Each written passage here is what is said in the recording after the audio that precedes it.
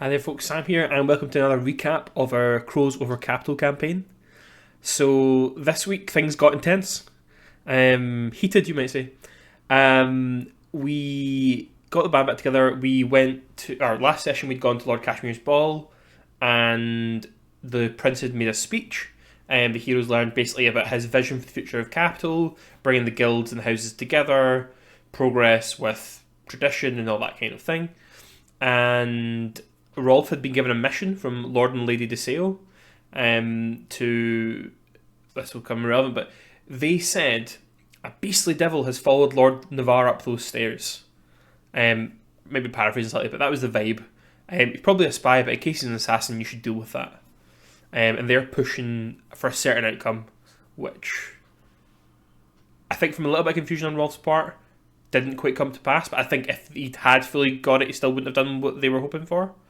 We had Lady Arabella Donata, who was this noblewoman who's kind of almost had like a security guard. She's being very vigilant over the ballroom, and we described how Duke Navarre and Duke Navarre and Duke Alvaro had gone up the western stairs, and how Lady Shromi and Lord Cashmere had gone up the eastern stairs, and Duke Verona had gone through into the atrium and the drawing room ultimately. So before that session ended, the players sort of picked where they were going. So Asriel, the character's here, Asriel's player is not. So Asriel was kind of mingling. Francesca was getting sort of used to the party atmosphere, trying to work out what to do next. Rolf goes for the western stairs because he's been pointed that way. And Opaline goes for the eastern stairs, determined to have her word with Lady Shiromi. So I left up to them who wanted to go first, which may have been my first mistake. Especially for a scene like a adventure like this, where I've created a scene in these locations that will play out if players don't interrupt it, and it's kind of up to them to say what they do in that environment. So it's like a mini sandbox. So that's not much guidance for your player. Your player kind of has to go in blind and just do whatever. I didn't know it would be one player, it could be pairs, it was really hard to tell, but once I knew it was one each, which I didn't know at the end of the last session, as a director, I think it's my job to guide players and to maybe pick which one of them who had a narrower field of focus. So for example, Rolf going up the western stairs bumps into one character, and then that's all that can happen really, unless he makes a dramatic choice to move beyond that.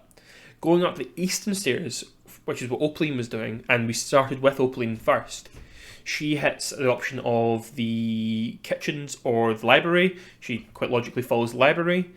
Inside the library, there's 3 different figures. There's 2 guards as well. Then there's double doors, beyond which is the room they know is most likely, or one of the most likely locations for it to be a secret conversation.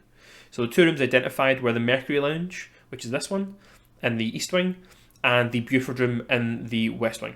The Buford Room is more isolated, out the way, not so many people are around, but there are servants' tunnels in the walls, which means there's a chance of being overheard. In the East Wing, everyone knows where you are because you've went into a room quite visibly, but there's no servants' tunnels in the walls. And I didn't know how the players were going to listen in. I mean, I could guess once they've used the tunnels, but on this other side, I don't know. At the kind of level we're at in the game we're playing, I assume there's going to be a way. I don't think it's necessarily the director's job to create ways for that. Ultimately, if the players can't overhear conversation, they can't overhear conversation, and as long as that's not plot critical, that's okay. So Opaline enters the library, and she spots a young Phaedron man, one Marcel Scipio, and he's kind of perusing the books and kind of glancing over at the southern wall where there's this sort of scruffy, bearded guy drinking from a cup of tea, kind of just acting kind of nonchalant. There's a rugged built, kind of soldier-looking type in fairly good dress, pacing up and down, looking at the 2 guards at the door. Kind of when they look at him, he looks away, acting very suspiciously. There's 2 guards guarding the door, and presumably beyond is Lady Shiromi and Lord Cashmere having a private conversation. Now, obviously, this is all stuff I know with the benefit of being the director, So I know how things are supposed to go, or how I expect them to go, but no plan survives contact with the players. So following her logic, Opaline is like, well, I want to speak to Lady Shiromi, so she beelines for the door. And when the guards stop her, she says she's looking for somewhere quiet to have a read. They gesture to a bench nearby, and this is where I got thrown first. Opaline says, I'm going to try and duck past this guy and knock on the door. She rolls really well. She does that. But two things happen. One, the guards are very quick to throw her back.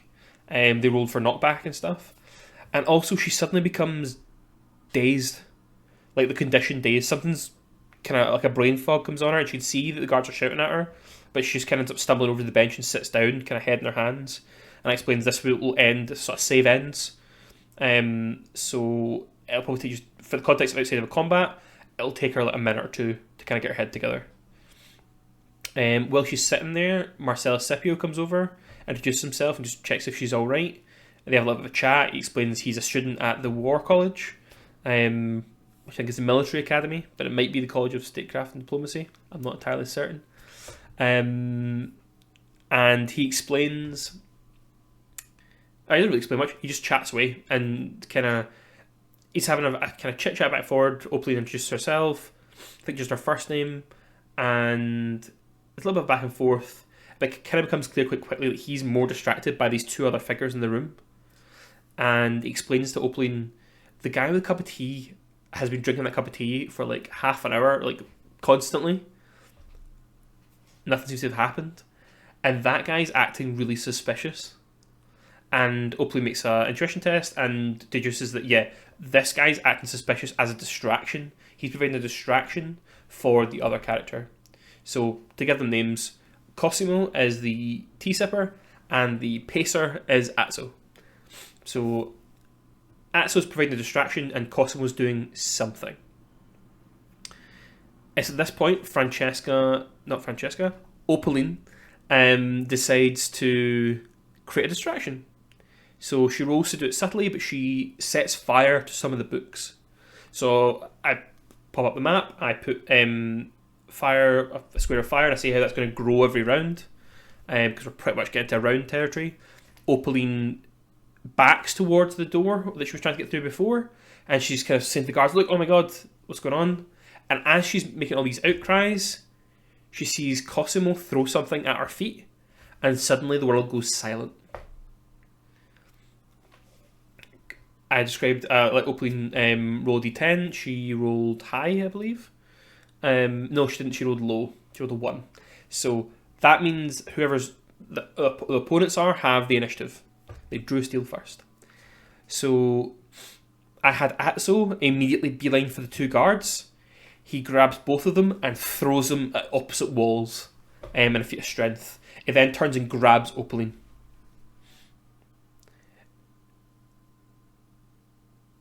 Now in that moment, I said, Opaline, what do you want to do? And I believe she chose to...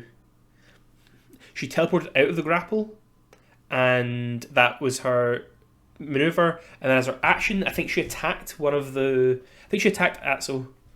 Because clearly like a fight shape up here, so Atso took the damage, and what I did as a director is I put their remaining stamina on their minis. We're playing Owlbear Rodeo. So that what I was trying to communicate was how potentially outclassed, in the end she did a lot of damage, so maybe it wasn't, how outclassed she might be in this scenario. 2v1, she doesn't know who they are, what they can do. But again, I'm thinking like a director, not like a player. It then goes to the opponents again, and Cosimo puts two hands up. He points one at Opaline, one at Marcelo Scipio, and blasts them both back. And then he tries to daze Opaline again. That's the round over. Everyone who's acted. The guards are out for the count. Top of the round again. And I have Cosimo go first. He just puts a hand on the wall, closes his eyes, makes a ability test, uses his action and maneuver for another ability test, or for one each. That's all he does. It's up to Opaline now. And Opaline goes, well, I'm just going to take action here. So she uses Volcano's Embrace. So she's prone, so she has to teleport to get up, which she does. She uses Volcano's Embrace to essentially cement Atzo in place. He's covered in like burning lava. It takes a boatload of damage, and she can't quite go much further. Over to Atzo, all he can do is he's got his arms free. So with Banes, he can throw knives at her. But I describe this escalation from sort of non-lethal combat to like now death's on the table. Same thing happens again. Atzo uses his turn to make a check. He also tries to knock Opaline back again. She has knocked prone again. Opaline gets back up with her teleport again and rushes the door.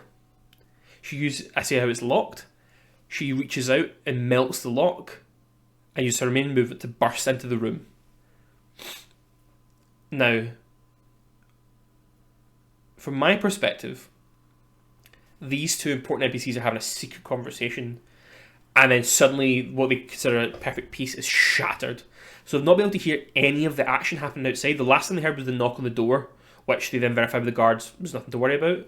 So it's total silence right up until Opaline bursts in the door. So suddenly there's more players in the initiative. I have Atzo go. He tries to... He failed his save, so he's still restrained. So he punches Opaline across the room into the opposite wall. And then that's all he can really do with his turn. He makes his save at the end. Lord Kashmir springs straight into action. He goes to the door and basically he immolates Atzo. As far as he's concerned, he's under attack at his own party. His guards nowhere around. He's not holding back. He turns Atzo to dust. From a mechanical standpoint, he's like a level 8 elementalist. And quickly referencing, I was like, well, what can they do at that kind of level? Had a look, and again, it was more narrative than combat. I'm not squaring two NPCs off each other unless it's really vital. He has the power to do that. It's the kind of thing he should be able to do, so he could do it. Different when it's a player. But that's his turn. Lady Shromi. So Lady Shromi was the reason Opaline has come into this room. She's ostensibly the reason the players at this party. But in that moment, I had to say, well, what would she do? And you got access authentically to those characters you can. Planning's great. Once you're in the story, all you can do is think on your feet.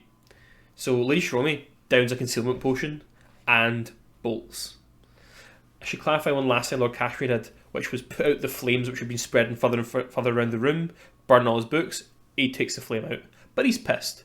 So he turns to Opaline and he says, "You have some explaining to do." And then we cut away from that. That's quite enough adventure for right now. And it gives me a little bit of time to put some, background thought into where this goes next. This is not where I expected to go. This is not how I thought the session was gonna go. But there's other things to happen. So we pan over to to Rolf. And Rolf's heading up the eastern stair. Now Sketch, our shadow, was undercover with Lord Kashmir's staff, but was discovered, so she's now limited to basically to hiding. She can sneak around in the tunnels and the walls, but if she's seen by the staff, then there's going to be an outcry, she's going to get arrested, basically. So that does put a sort of limitation on her, but I figured there are these servants' tunnels, she's super stealthy, it'll be fine. So Rolf comes up the stairs, and sure enough, there's a devil waiting at the top. This is Ephraim the Impatient. And now Rolf starts to say, Ephraim's like, "I think you're in the wrong place." Rolf's like, "I think I'm in the right place. I've heard there's going to be an attempt on Duke Navarre." And by saying that and focusing on, totally understandably, focusing on that part of what he was told, that changes Ephraim's response. So Ephraim's not, this guy's not spoiling for a fight. This guy's saying he's trying to protect someone. Ephraim, which I know because I'm the director, isn't looking to hurt Duke Navarre. He's here for very specific reasons. He's here because he's blocking the servant's entrance behind him because his companion is in the tunnels listening in on Duke Navarre and Duke Alvaro's conversation. So he says to Rolf, "Well, if you're really trying to, protect people, I suggest you go back downstairs, speak to Lord Latimer. You'll probably find him in the drawing room. He's in charge of the prince's security and security for this event.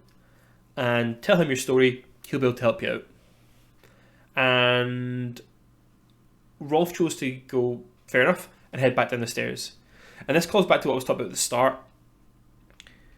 If Rolf had gone before Opaline, if Rolf's player had gone first, rather than have the benefit of seeing how Opaline's side of the story went and going, I'm going to be more cautious, he might be more brash, more forward, more bold, with Ephraim maybe pushing past, maybe trying to cause something. You could have had the exact same scenario, just flipped. But because there was only one character, far fewer options, the chances of it going Rolf's way, and maybe a bit more quietly, a bit more stealthily, are much better. So Rolf goes back downstairs, he bumps back into Francesca, and he explains what's going on. He says, I might have to go speak to Lord Latimer, but actually, and he starts hatching a plan, how he could get up there, how they could get past Ephraim, and it kind of comes to to what end is the question that comes up. But what are we trying to do here? Why do we want to go up there? Because Rolf's still thinking, well, it's a plot I'm wanting to foil, rather than what the DeSales are saying, which was, there's that guy we want dead. So Francesca takes her shot, and I would say as a director, I'm much more comfortable mechanically with montages, negotiations, and combat. With roleplay, especially doing the voice, it's not really where the bulk of my skills lie. I can do it, and I enjoy it, and I've had some incredibly fun moments doing it. But it's a little bit more challenging for me, and unfortunately, that's what this entire adventure is. So Francesca uses her portals, she's a void elementalist, to teleport from the bottom of the stairs to the landing, and then she looks as if she's going to send another portal up, and then she notices Ephraim, and she starts a conversation. She starts asking him. She uses her voice sight. She recognises he's got these magical items. I get to tell her what they do, including a little crystal called a Whisper, which can create an area of silence, which might explain what happened in the other wing. And she then teleports up next to him, and they just start having a chat. He's still trying to kind of block that door. He's encouraging her to go back downstairs, but seeing she's playing this character of young noblewoman at a party. She can do magic. She wishes something more interesting was happening. She doesn't really like the party. And Ephraim's kind of been a bit more kindly. Try to be more of a gentle. Try to take more of a gentle approach. So they have a lovely little chat. There's lots of small talk, and then Rolf at this point has decided, to hell with this. He's coming stomping back up the stairs, and Francesca and Rolf play it like they don't know each other. And she does go, and I can't remember who initiated it, but Ephraim ends up telling Francesca if she's interested in a bit more excitement, she should maybe seek out the Actaeon School, which can be found at the Imperial University. If she wants a bit more, power, a bit more kind of, wants to use her talents. But he's already pivoting onto Rolf, and Rolf's got, again, this more aggressive approach. And Rolf's like, I was sitting here by Lord Latimer. I was told to wait with you. Now, Sketch has heard a lot of these conversations, but as Rolf left the first time, she realises she's in a prime position to listen in on the room. So she comes round and starts listening into the conversation between Duke Navarre and Duke Alvaro. So I know she's going to get, she's kind of solved that, she's going to get the full conversation barring some major distraction. But because everything happened with Ephraim will be influenced by, if Sketch just gets information, then kind of all the tension around Ephraim's gone. So because I didn't give Sketch that information straight away, I didn't do the dialogue, that let Francesca have her scene, and Rolf gets a second scene where he's now basically arguing with Ephraim, and Ephraim's like, you're a liar. Lord Latimer would not have sent you back up here, you've not even spoke to him. And it gets to the point where he's actually about to cast, or he does cast a spell that makes the stairs shake, makes Rolf kind of take some damage when he hits the wall, and we're pretty much ready to draw steel.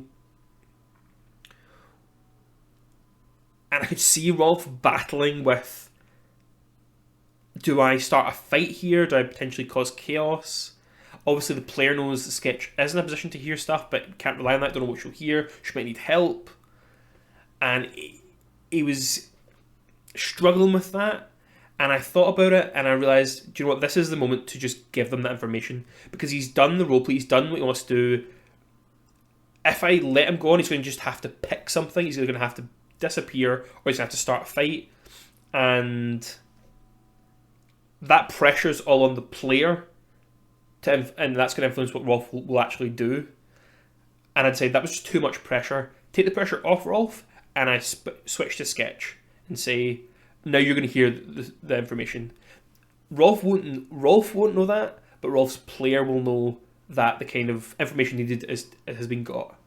And it means he can just look at Rolf authentically without the pressure of having to do the right thing. He can just look at what Rolf would do.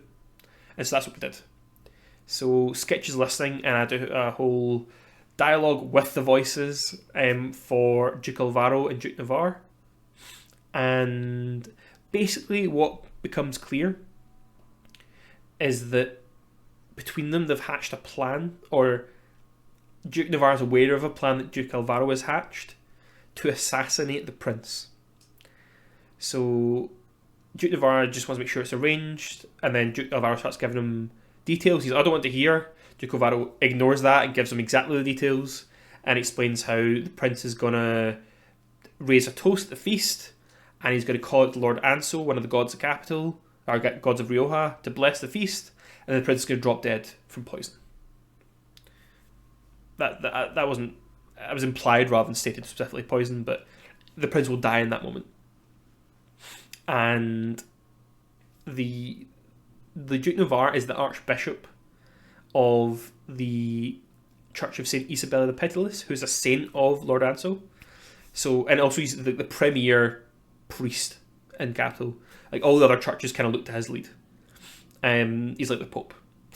And he's like, if you think I'm going to stand by while you besmirch the god's name kind of thing, and Duke Alvaro's like, no, I expect you to help. Because when the Archbishop tries to resurrect the prince and fails, that's going to sell this idea even more. People don't have to... I don't have to say that Lord Anso killed the prince. People will just start to think it themselves. And Duke Navarre's like, I'm not going to fake call my god. And Duke Navarre's like, listen, your god's about justice. So Isabella the Pitiless, she's not going to have a problem with this plot. What we're doing is just, and he says, because, Pietro the Prince is weak, he's let the guilds onto the council, nobility is one of the domains of Lord Anso, the prince has got this coming. And Navarre takes a moment and is like, I just can't believe, we've known him since birth, his dad was a great prince. And I was like, it doesn't matter if his dad was a great prince, his son's too weak for what's coming. And the implication there is Ajax at some point. And then there's this moment where the dukes kind of address each other by their first names, and Duke Navarre's like, you want me to keep the peace basically after this? And Alvaro's like, yeah. And they're going to look to their churches for guidance. And Navarre's like, what about leadership? And Alvaro's like, let the dice fall where they may. Which is his way of saying, we're not going to agree that either of us is going to be the next prince. So let's just agree we're going to create the scenario where someone can be the next prince, and then, may the best man win. That was fun. I enjoyed it. And this is my interpretation of how the prince might die.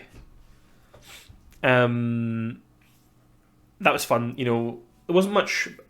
It was very much the director doing the voices. The players didn't really get to interject much, but it was still a cool moment for them to hear, learn a bit more about two of the figures who are really important in this campaign. Important capital. So they now have context for Navarre being the Archbishop. They have context for Alvaro being the kind of most powerful man in capital. I've explained a couple of times that he's basically a tactician and an elementalist, if you want to put it that way. He's a high-level wizard who's also in charge of a house, so he's basically a general with magic powers. He went to university with Ajax, and when they both graduate from the College of Statecraft and Diplomacy, Alvaro enrolls himself right back in at the College of Sorcery. Dangerous dudes. So with that, I let Rolf have his moment, and Rolf decides to back down and go, you've not made a friend here. It's basically what he says to Ephraim. Next time, maybe be more nice. And he parts away, because he then realised at this point that what the De Seals were saying But he wasn't. Again, he's not going to start a fight for the sake of start a fight. His character is more nuanced than that. He's a tactician. He's smart. So he kind of comes away from the confrontation and leaves Ephraim there. Now Sketch, hearing or the player knowing what's happened with Ephraim and Rolf, Sketch decides to have a look around because she's like, Ephraim's not actually been doing anything, so she can't even intuits there must be like an accomplice. So she rolls incredibly well to stealth across a corridor into the next secret tunnel. She rolls, again, I think it might be a crit or again a tier 3 result to look around, and she spots this elf who's almost undetectable, but she spots him. And I was like, what's going to happen now? Because kind of from my perspective, this was the potential encounter you have before learning the information. Instead, Sketch got the information, and now she may start an encounter. And sure enough, she calls out to the spy. And I was like, draw steel, roll initiative. But she's like, okay, well, I kind of wanted to chat, and I was like, you surprise this guy. As his reactions basically was going to be attack and run away because he doesn't need to start a fight. He's not what he's here for. He's also kind of heard what he needs to hear. And I explained to Sketch, well, there is an option for rolling to end a combat, start negotiation, end the combat. And she rolls for it, rolls really well. And I didn't have a negotiation stat block sitting there for this character. It hadn't even occurred to me that would come up. But in the moment, it made sense to me. So I'd quickly look through the rules, pulled, I think it was the Guildmaster sort of preset, and used those with some kind of slight alterations. So it gives you like 4 motivations, 4 pitfalls, and you pick a couple. So Sketch kind of goes in on a piece like, why would we fight? It can only go badly for both of us if someone overhears us. And peace was on the list of possible pitfalls, but knowing what I know about this character, I thought that's not a pitfall for them. So I said roll, and see. It's not, you're not appealing to motivation, so it's a normal roll for a negotiation. So she rolls kind of tier 2 result, so that just means the patience goes down. She then appeals to, well, hey, I want to save the prince, you don't want to save the prince? And I didn't exactly know what motivation that would be, maybe higher authority or something, but I knew in that moment that, yes, the Shadow who's here, the spy, they are invested in protecting the prince. So I just said that was an appeal to a motivation, because I might not be able to quantify it in that exact moment, but I knew in the spirit of things that was right. And again, it's a tier 2 result, but that is enough to bump up the interest while decreasing the patience. So the spy is now out of patience, but they're at sort of yes but position. And I was like, what do you want from this? And Sketch says, well, I want to basically know, are these guys kind of on our side? Do they want the prince to die? And I was like, yeah, they want the prince to be safe. That's fine. And the kind of but was more the spy, whose name is the Darok, decides to invite her to come to the acting school. It says, come to acting school, ask for Il Vetro, which is the name of their particular group, and you'll find out some more. But the kind of tension between them is, Sketchy said, we're going to do something about this. And Darok's like, oh, I don't really think you should do anything about this, because you're probably going to do something clumsy when we would do something clever, and that's just the way he thinks. So I couldn't quite find that exact yes but I felt like that covered it. Like, they didn't get loads of information, but they got something. And now they're going to have to spend some time going to the acting school. That's the kind of price they pay. So the Dark does something really cool. He, does the whole disappearing act, vanishes, a puff of smoke. Unfortunately for drama, Sketch is a revenant who'd put her revenant mark on the Darok, so knows that he's only teleported about 5 squares away, but decides to let him have his little bit of drama. And at that point, we're kind of getting to the end of the session, and it's time to work out what's going to happen with Opaline. Now, I had a few ideas, but basically, she's in a room alone with Lord Kashmir. He's proven he's powerful. It's his party. She's caused disruption, or maybe she hasn't. She's just a victim. But I give Opaline the moment he asks, "What are you doing here?" And she says she's running away from the commotion that was out there. There's a fire, and I think I asked her to roll for a presence to see if she can convince him of that, and she'll to lie, and he's too good for that. He spots right, he sees right through it. He says, "No, you're along the lines of you are something to do with this." And she says, "Okay, I want to speak to Lady Shiromi." And he's like, "Why?" And Opaline keeps giving him a bit of cheek, keeps being more like, "Well, you tell me something," and is getting more. And he's not playing along. Right as he's about to do something drastic, Arabella Donata, this vigilant woman from downstairs, appears at the door. Now, when Atzo was turned to ash, Cosimo runs. So Cosimo's heading down the stairs as Arabella is going up.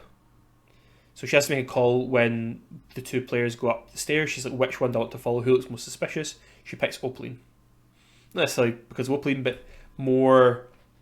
She knows it's quieter the other side. She knows that's probably more covered. So, behind the scenes, she bumps into Cosimo and hears what happened and makes a split-second decision. So she appears at the door, explains she works for Lord Latimer, she's here to do with security, and implies that Atzo doesn't say Atzo might work for her or anything. It says, this is obviously our criminal. I see you've got Agent Copper. And she's just trying with the code name in the moment. Copper could have been anything. And obviously Opaline doesn't know who this character is. So when Arabella starts claiming that Opaline's her agent, and Lord Kashmir, they're really sorry, should we wrap up the ball? We'll kind of evacuate everyone. And Kashmir's like, no, I don't want the ball to end. She's like, okay, well, what we'll do is we'll speak to Lord Latimer, I'll take my agent, we'll debrief her, and we'll find out if we can keep the things going. And Opaline makes a jibe at Arabella. Doesn't like being called Agent Copper. She's like, okay, Agent Tallow. And Lord Kashmir's going, well, hold on. This woman's out to introduce herself as Arabella Donata. That may not be a real name. But this person, he just doesn't buy... Something's fishy. He doesn't buy it. And he says, you should perhaps go get Lord Latimer, and I will continue my conversation with Agent Copper here. And Arabella can't... She's not going to push it. She's done what she's going to do. So she turns to leave and heads off. Where to? That's our next session thing. Lord Kashmir turns to Opaline and says, "Oh, you got something explaining to do." And he says, "Is it true you work for Lord Sands?" And Opaline, I think she said, tried to challenge him again, and I think he burned her. And then he says, "Is it true you work for Lord Sands?" Opaline takes a punt and goes, "Yes." And Lord Kashmir goes, "No, you don't." Because he knows he just made up Lord Sands. And he says, "It's such a shame you ran off before we had a chance for a proper conversation." And he casts a high-level fire spell. It's Muse of Fire or something. So he's sort of weaving his hands, this orchestral motion, and just hits her with a wave of fire. Who's already battered from her fight with Atzo and Cosimo. Fire, because she's a revenant, even though she has immunity, is still deadly. And that's her. She has 0 or negative half her stamina. And another dose of fire at that point burns her corpse. And I describe the scene that no one would see, which is Lord Kashmir sort of blowing all the ashes into the fireplace, so there's no evidence of what he's just done. And he can lie to Arabella. Now, killing a player, not even in combat, unplanned and with no sort of conspiracy with the player, is a big swing to take. And not one that I was expecting to have to take.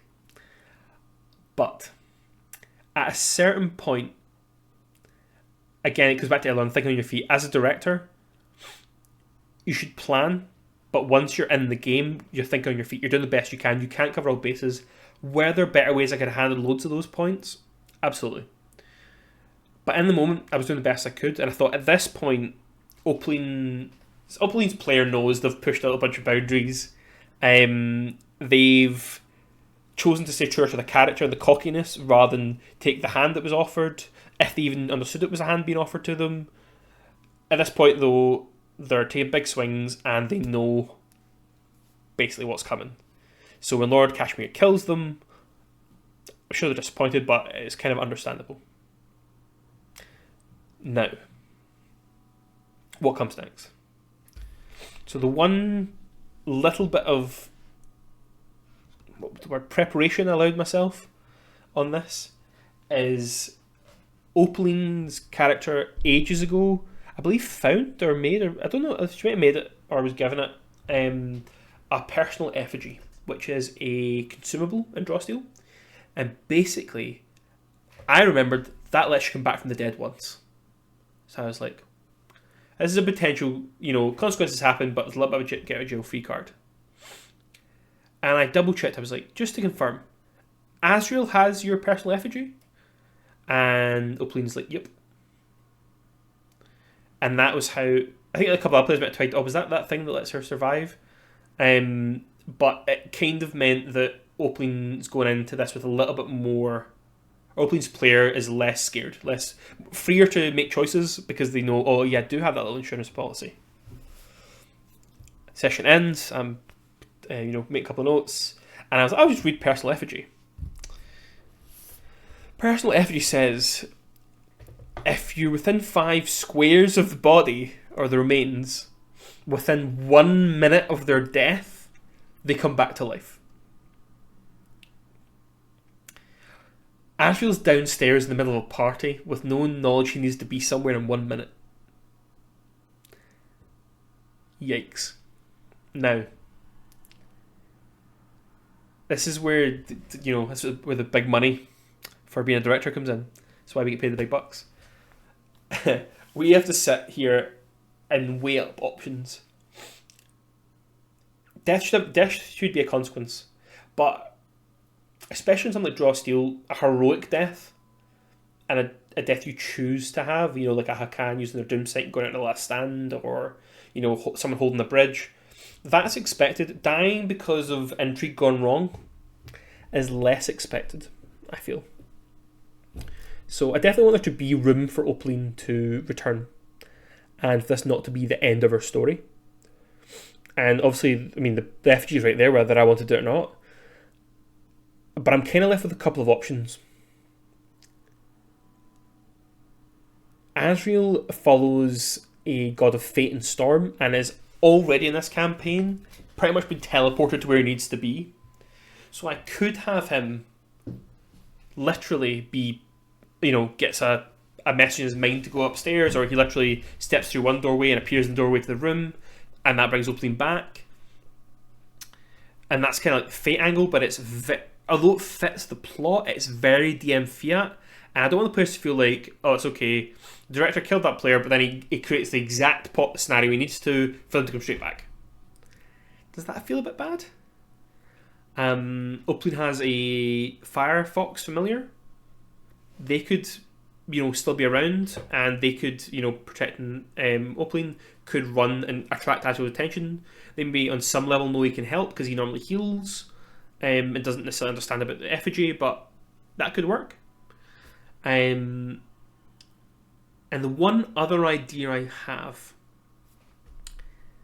is that probably Arabella having or being the head of a group of spies who do operations might have a scroll of resurrection. And it's probably less suspicious. Again, she's probably suspicious either way now, but if she can go resurrect Opaleen, it wouldn't be that hard to intuit. The person who he had captive is gone, has ran away.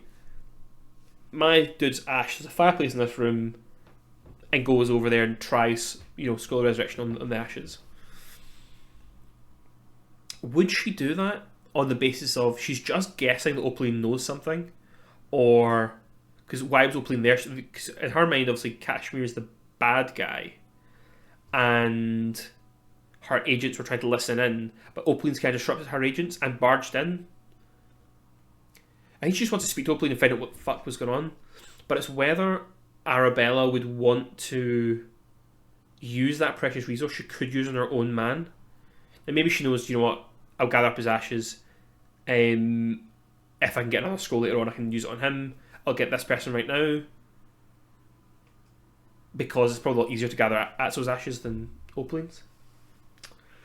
It's a possibility. I think it makes sense. I don't think it would be too much of a stretch. But you're left with, from the dramatic perspective of Opaline just walks back into a scene. And the players are like, well, that seemed a bit easy. Opaline's dead, but now she's not dead. And if I explain, it's very DM Fiat. If I don't explain, the players are going to be very suspicious of Opaline. The characters can't be because they don't think anything's happened. I have till Wednesday night to figure this out. You know, if you have any ideas, drop them in the comments. I'll solicit public advice, I don't mind. Big recap this week. Lots happened. It was an incredibly exciting, incredibly fun session, in case that's not obvious. A bit of a rougher time for Opaline. Little bit of a rougher time for Rolf. But everyone got some solid RP in, got moments to shine.